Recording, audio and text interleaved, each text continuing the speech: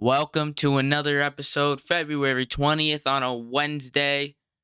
Shit, it's not even Wednesday, it's Tuesday.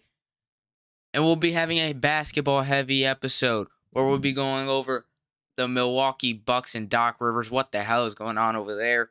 We'll be going over our dog of the day. It's actually 2 picks in college basketball tonight.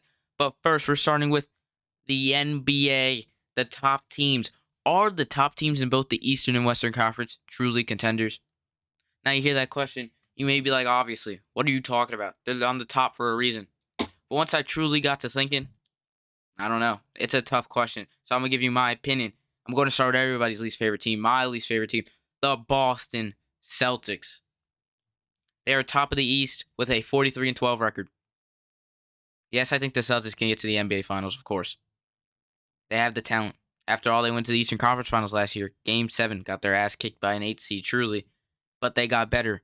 They have additions: Porzingis offensively, Drew Holiday defensively, even though he got cooked by Jimmy Butler last year in the playoffs. That doesn't matter, apparently. But the Celtics have the ability to be elite and absolutely garbage. Yes, Jason Tatum's averaging 27 points a game. And Kristaps and Jaylen Brown are averaging north of 20 points a game.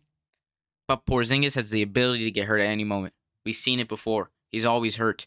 Jaylen Brown, that fool Jaylen Brown, is inconsistent. And his production always seems to fall off in the playoffs.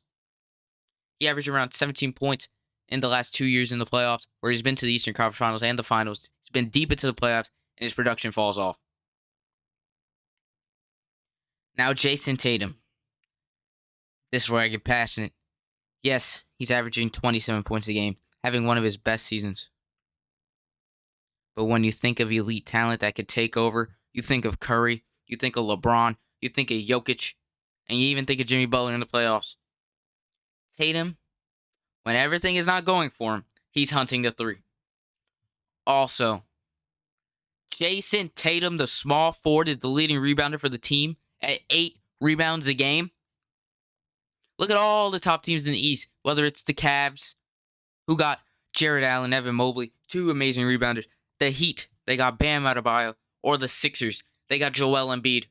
They're all big. They all have a big in the paint who's going to go there and grab boards. And Kristaps is not doing that. And Jason Tatum is your leading rebounder. He probably gets the boards kicked to him when they miss a 3. All right? So I can only imagine the true amount of boards this team's getting in the paint. The Boston Celtics are not built for the playoffs.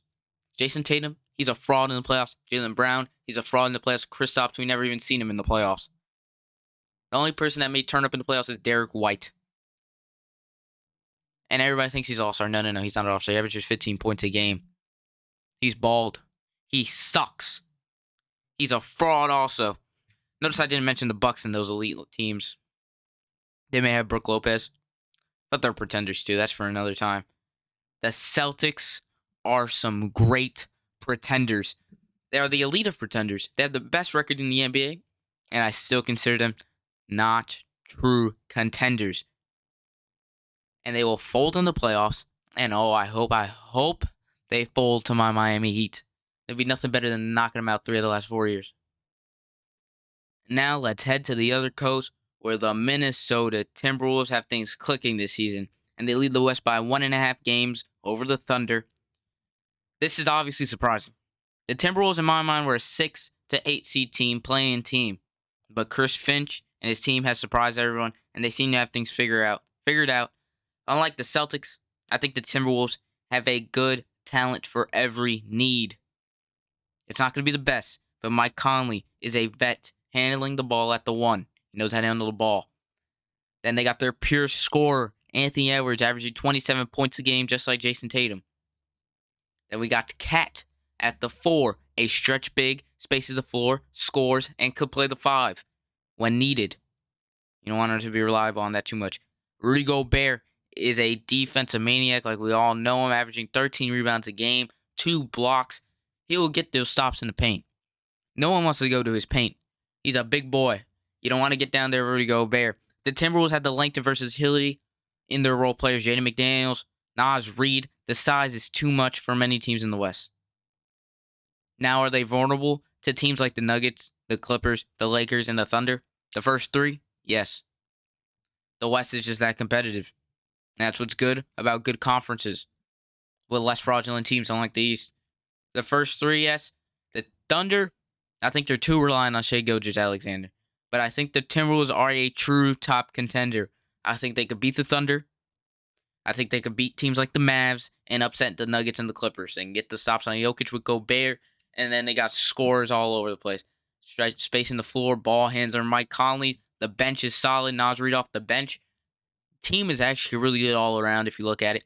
I think the Timberwolves are contenders more so than the Eastern Conference first seed, the Boston Celtics. Now let's go to the Doc Rivers situation. The former Celtics head coach that won a championship. That's the only thing he's riding on right now. He's been riding that. He's been catching jobs off of that for the last 12 years. Doc Rivers, Celtics, they're full of frauds. Everybody connected to them is frauds. Oh, it was good hearing JJ Redick rip Doc Rivers this morning on First Take. Especially coming from one of his former players. Everyone may not know how fraudulent he truly is. And how he magically progressed backwards throughout his career. But I do. And the Bucks will most likely be a second round exit this year. Instead of a first, maybe they'll make a little improvement. Dame gives them a little one round push, you know what I'm saying? Doc Rivers, certified bum. Certified bum of a head coach and can't win any type of championship anywhere these days. The Bucks, before the break, were losing to teams like the Memphis Grizzlies, who with all the injuries are full of G Leaguers and two-way contract players. And I guarantee you, my local Fireman League, that any team there could beat the Memphis Grizzlies, especially with all their injuries. They don't got nobody. They got players you didn't even hear of in the G League. If you watch the G League, they got embarrassed on a national scale on TNT in front of a national audience by G Leaguers.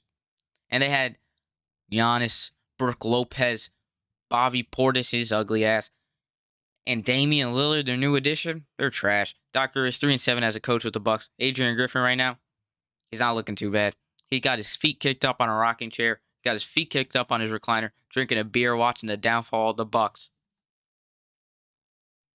Lastly, what everybody's been waiting for, but before that, I only been doing this for a little bit now. But, it would be nice if you guys could hit the subscribe button, get a shout out next episode. If you hit the subscribe button, I see it. By next episode, you will get a shout out. It's as much as I can do right now. But lastly, let's get to it. Our dog of the day. Well, I don't have a dog. An underdog to take. But we've been on fire with my picks. So no underdogs. But you know what that means. I give you my 2 picks in 2 minutes. Take them together. It's basically an underdog. It's actually a great underdog.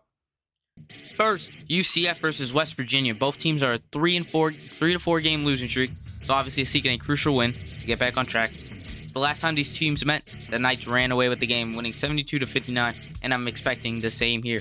The UCF Knights are 14-10 against the spread this season, while the West Virginia Mountaineers are 8-17 against the spread.